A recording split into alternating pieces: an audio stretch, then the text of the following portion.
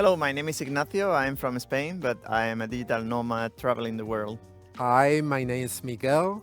I live in Lisbon currently, but you could say that I live half of the time in Lisbon and one quarter of the year in Madrid. Yes, Companio is our business. I'm the CEO. Miguel is the Chief of Operations. And it's a business as a service platform that empowers entrepreneurs and freelancers from all around the world to run their businesses online and hire talent internationally. Yeah, I'd say at that moment, the residency solved that particular problem we were having of being able to deal and manage a business while living in other country or living in different countries, like traveling from one country to another one. So it worked pretty well for us. So we were like, okay, there's a big opportunity here to share this with the entrepreneurial ecosystem we knew in Spain, and we knew they were having the same issue as us, right? So yeah, Yeah, I think. and as Spaniards, we have this cultural thing that when we know of something that is better and it's like a secret that nobody knows about it, it's like you want to tell the world, right? Like, hey guys, do you know this thing that is so amazing? So Yeah. that's what we did. The Estonian government has managed to do something really unique because you can open a company online in many different countries, right? But it's not about that. It's not about opening a business. It's about the fact that Estonia understands that you are not living in Estonia and you are not going to live in Estonia, and they support that. They support that you have an online business. They support that your business is a business that is fundamentally nowhere, like it's a global business, and that you and your activity and your employees and maybe your contractors all are working together and collaborating together in online. So that's pretty amazing.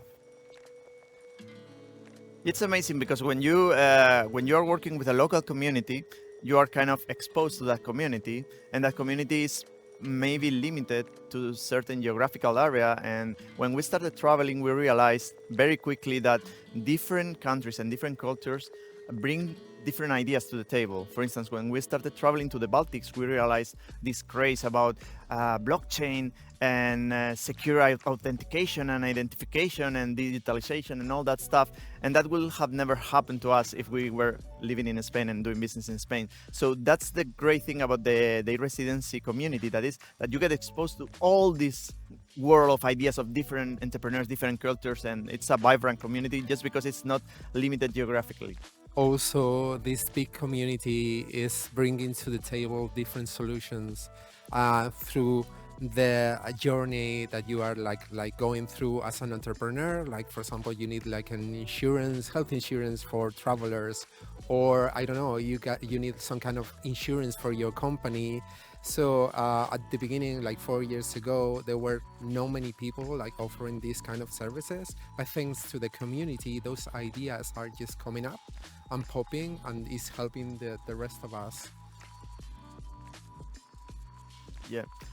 For me, the emphasis here is the government or your government or the business system of your country helping you, supporting you when you are starting a business in that very vulnerable moment where you are just starting or getting started, and everything is so difficult, and there's a lot of things you need to do and you are a little bit lost, right? And I think Estonia is doing that, and it's like the entrepreneurship is really hard sometimes, especially at the beginning. So if someone is there to support you and remove the barriers from your way instead of putting small stones so you tip and fall, that's something that it's really really amazing, and that's what I think Estonia understands. Like, let's support entrepreneurs in their journey, and that will only benefit all of us in the long run.